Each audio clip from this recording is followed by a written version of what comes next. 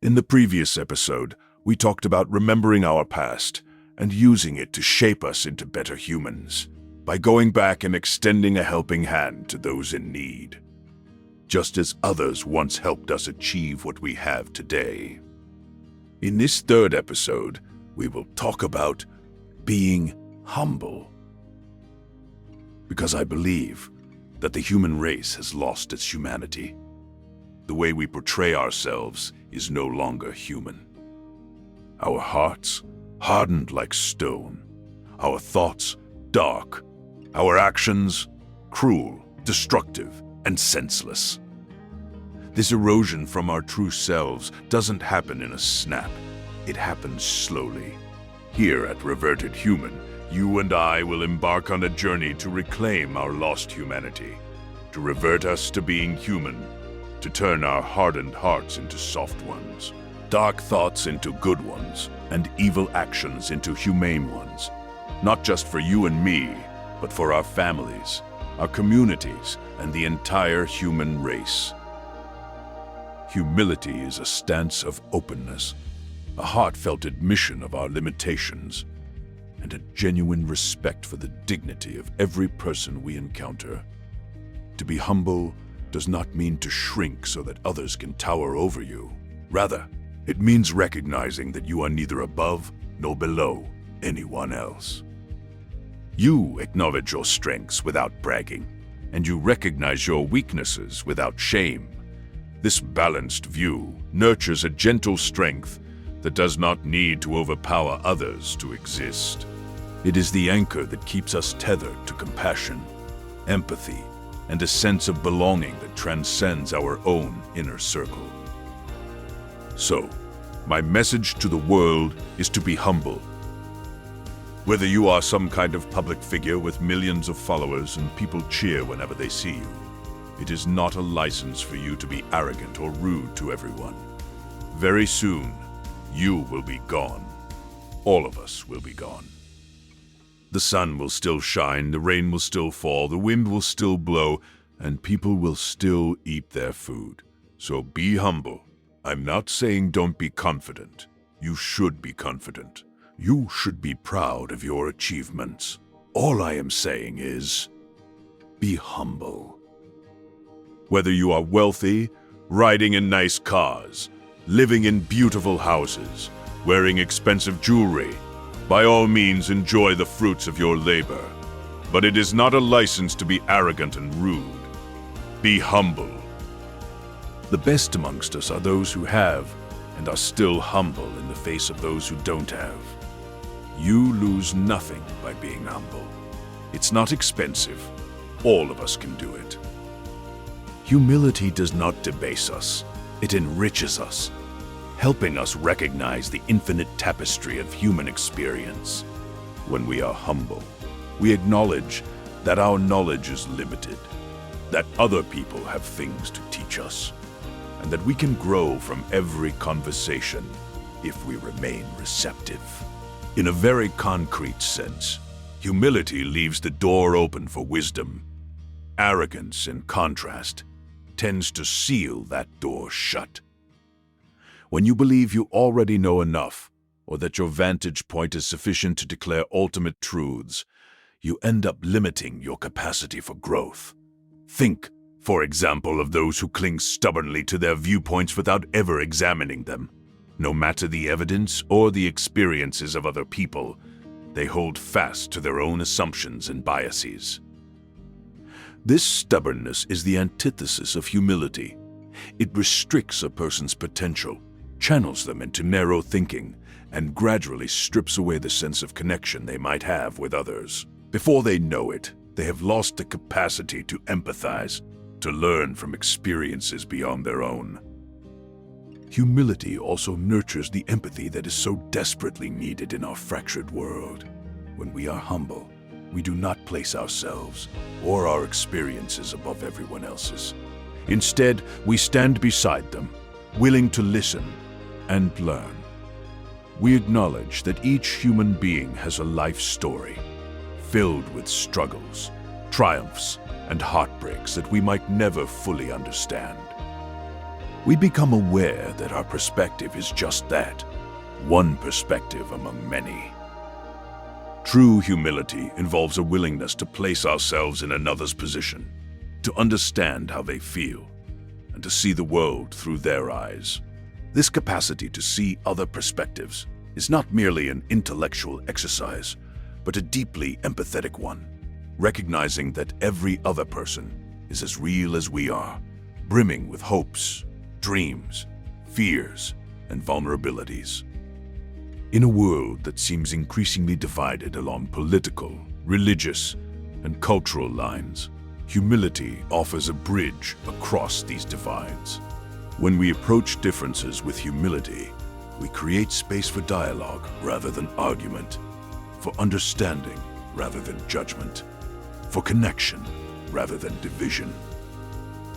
We don't need to agree with everyone we meet, but we can approach them with humility, to recognize that our own views are shaped by our unique experiences, and that their views, however different, deserve to be heard and understood.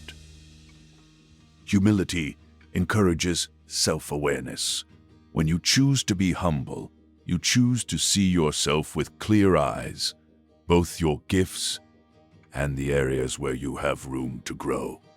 Self-awareness does not mean humiliating yourself in front of others or denying your strengths. Instead, it is the ongoing process of observing your motives, your habits, your biases, your decisions, and even your emotional reflexes, and measuring them against a moral, ethical, or spiritual standard that extends beyond your own immediate gratification. It is an inner honesty that can be tough to cultivate, because it asks you to consistently assess yourself. Being humble means you realize you are fallible. You will make mistakes. You will step outside the boundaries of perfect behavior. But each of those moments offers you the opportunity to learn, to correct your course, and to treat both yourself and others more kindly going forward. Consider for a moment how humility transforms leadership. The humble leader doesn't need to assert their authority at every turn.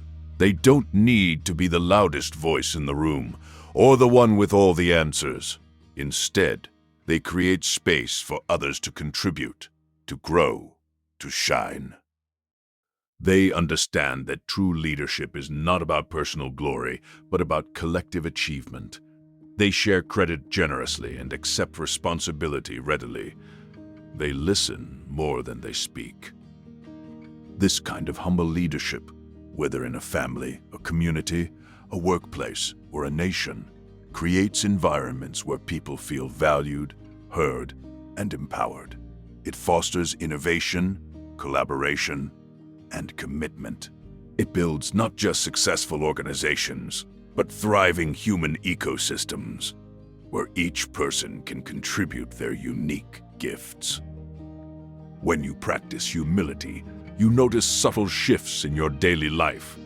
You become more attentive to the needs of others and less fixated on how you appear or whether you are being praised.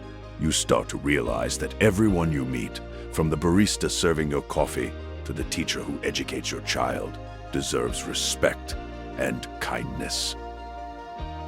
You are more inclined to listen patiently than to lecture, to lift others rather than push them down. In professional settings, this might mean sharing credit for a success or admitting when someone else's approach might be better than your own. In personal relationships, it might mean apologizing quickly after harsh words or letting someone else speak without interrupting. These small daily acts of humility weave together into a larger pattern of decency and graciousness that can make life richer and relationships more fulfilling. Yet humility is not always easy to maintain. Our fragile egos often flare up. We might become defensive when criticized, or lash out when our efforts go unrecognized. We might subtly put others down to feel better about ourselves.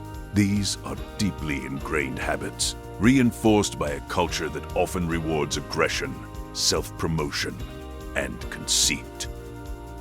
Cultivating humility requires consistent effort, patience, and self-reflection. It also requires us to be aware of our own triggers. Why do we feel so compelled to prove ourselves? Why do we resent the accomplishments of others? Why do we interpret someone else's success as our personal failing? When we peel back these layers, we often find fear of being insignificant, fear of being overlooked, fear of not being good enough. Recognizing this fear can help us approach ourselves with compassion. And from that compassion, we can respond more humbly in the face of challenges. The truth is, the more you chase recognition and status, the more elusive satisfaction becomes. But when you embrace humility, focusing instead on contribution and connection, you often find a deeper, more lasting fulfillment. This is not merely a feel-good platitude. It's a truth that many discover only after years of chasing external validation. The humble person doesn't wait for applause or awards to validate their worth. They find joy in the work itself, in the service they provide, in the connections they build. Humility also shapes how we handle success. When we achieve something, there is often a temptation to rest on our laurels, to revel in the sense that we have finally arrived at some pinnacle. Success can be fleeting, and as easily as we climb, we can also fall. Nothing in life is guaranteed. The humble person recognizes that success is often due to a combination of hard work, favorable circumstances, guidance from mentors, and help from friends, family, or colleagues. That sense of gratitude keeps them striving to uplift others in return. In that vein, humility can help you share your good fortune, mentor those who are climbing similar paths, or simply remain open to those in need. As stated earlier in our previous episode, we spoke about remembering where we came from and acknowledging those who helped us along the way. Humility is the natural extension of that remembrance. When we truly remember our own struggles and the helping hands that pulled us through, how can we not approach others with humility? How can we not recognize that our achievements, while earned through effort, were also made possible by circumstances and support that not everyone receives? In essence, humility is about alignment, aligning our perception of ourselves with the reality of our interconnectedness and interdependence. We are not isolated islands of greatness. We are each a complex web of influences, shaped by our upbringing, social circumstances, genetics, opportunities, and the kindness we have encountered along the way. Humility is not a gilded badge we wear to prove moral superiority. It is more like a posture, an orientation toward life, the how behind everything we do.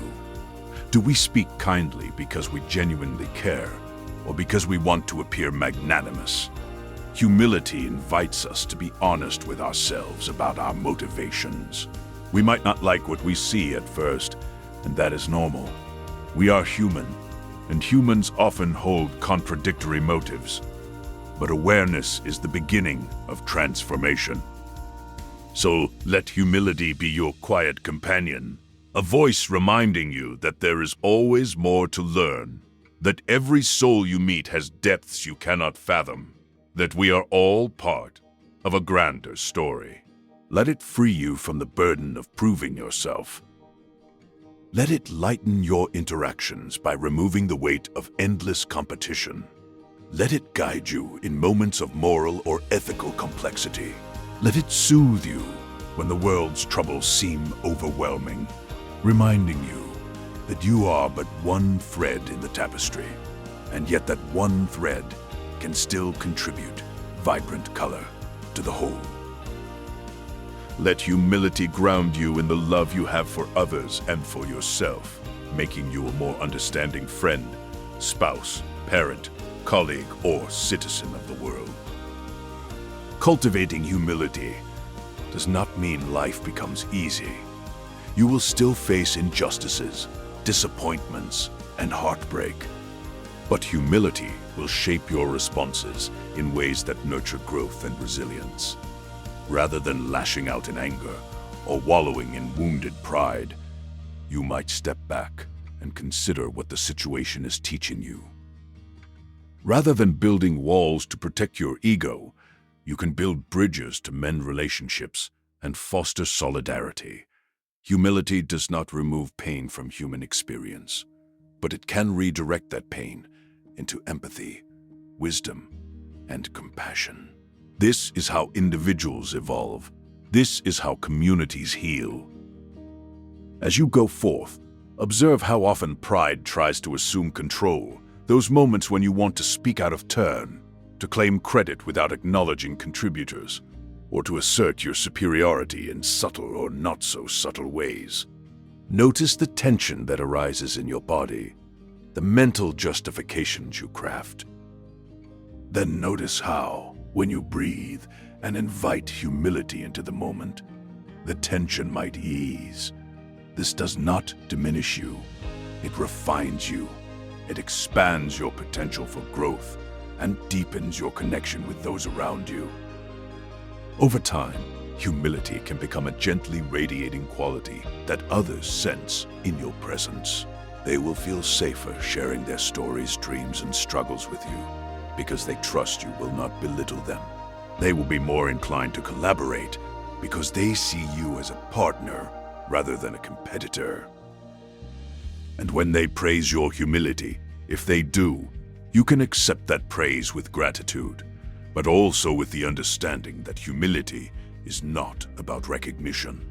It is about a quiet, constant effort to align yourself with the truth of our shared human condition.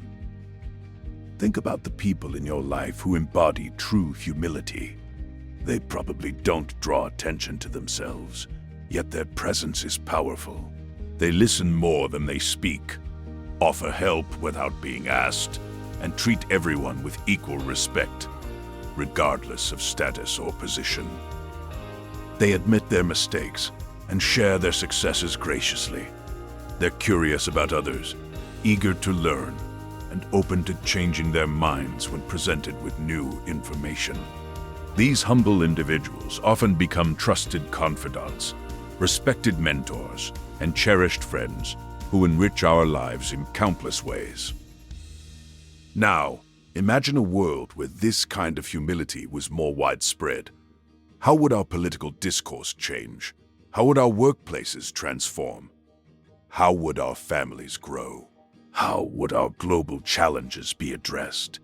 In a world often driven by ego, competition, and division, humility offers a revolutionary alternative, a way of being that honors our shared humanity without denying our individual uniqueness. In a world often fixated on headlines and spotlights, humility might not always be flashy, but it is the foundation upon which genuine, lasting progress is built. It underlies empathy, compassion, open-mindedness, and grace. It nurtures the best in us while acknowledging the worst in us, creating space for collective healing and growth. It shows us that being human is not about exalting ourselves above others, but about weaving a common destiny where each of us matters, and no one is too exalted or too marginalized to be acknowledged as part of the human family. So, fellow humans, let's commit to being humble. Let's remember that we are all fallible, all limited, all learning. Let's approach each other with openness rather than judgment, with curiosity rather than certainty, with respect rather than condescension. Let's recognize that our perspectives are shaped by our experiences and that others have valuable insights to offer from their unique vantage points. Let's celebrate our achievements without diminishing others and acknowledge our shortcomings without shame. Humility doesn't ask us to think less of ourselves. It calls us to turn our gaze outward, to see the beauty and worth in those around us, to listen for the wisdom in unexpected places. In doing so, we might just rediscover the humanity we've lost, not as an abstract ideal, but as a lived reality that connects us one to another in a web of mutual care and respect. Because this is how we become better humans. Until next time, stay curious, stay kind, and most importantly, stay human.